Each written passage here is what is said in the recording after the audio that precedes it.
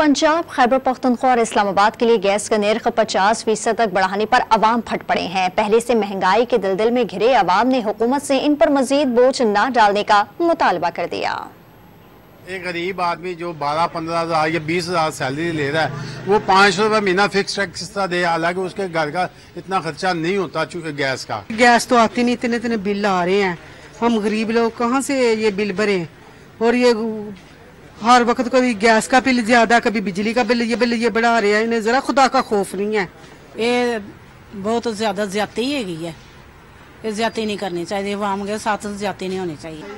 हम क्या करें, अपने बच्चों की तालीम दें, अपने घर का चूल्हा चलाएं, और गैस इतनी महंगी दिन ब दिन इन्होंने कर दी हुई है कि गरीब आवाम तो अफोर्ड कर ही नहीं सकती।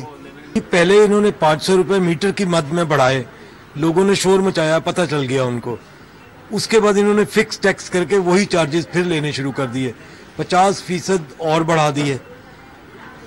ये देखें कि गरीब आदमी का जीना माहौल हो गया।